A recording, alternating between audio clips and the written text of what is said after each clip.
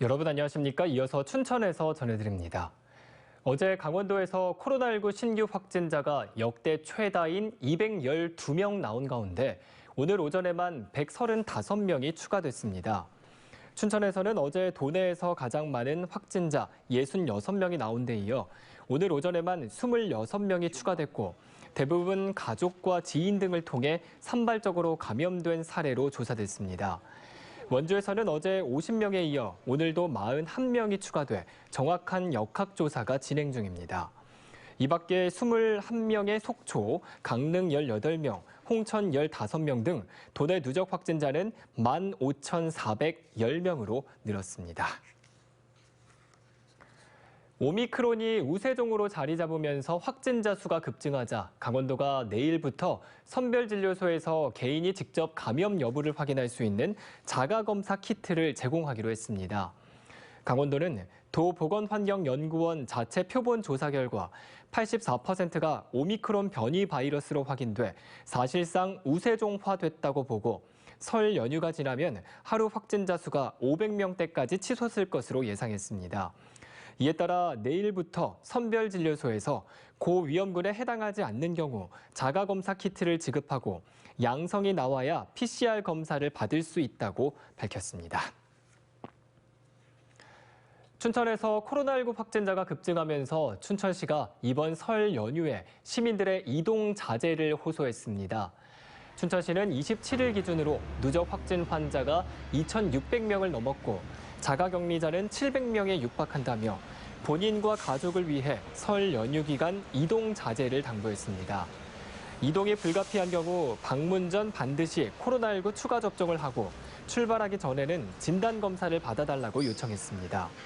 또 사적 모임 6명 제한 등 방역 수칙도 철저히 지켜달라고 당부했습니다.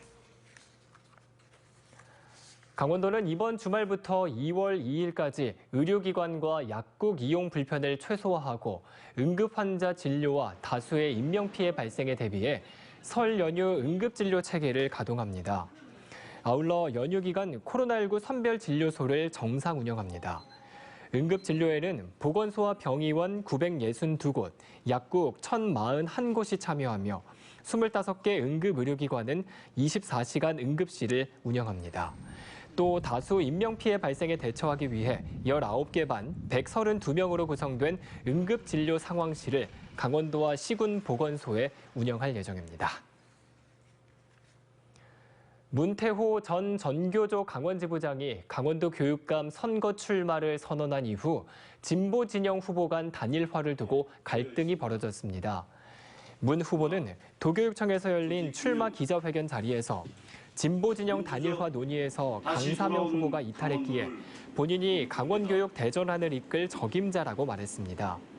이에 대해 강사명 모두를 위한 교육포럼 대표는 문 후보 측 주장은 사실이 아니라며 시민사회와 도민이 참여하는 중립기구를 통해 진보 교육감 후보를 단일화하자고 문 후보 측에 제안했습니다.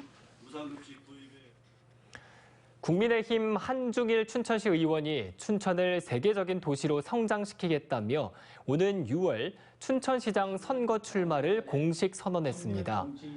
한중일 의원은 현재 춘천에는 새로운 인물이 필요하다며 관광산업 인프라를 개선하고 지역 균형 발전을 위한 기반 시설을 확충하겠다고 공약했습니다. 또 춘천을 대한민국 신재생 에너지 수도로 만들기 위해 수열 에너지 사업 등의 지원을 약속했습니다. 한중일 의원은 강원도청사와 시내버스 문제에 대해 시민들과 공론화해 다시 논의해야 한다고 밝혔습니다. 화천 산천어가 처음으로 해외 수출길에 나섭니다.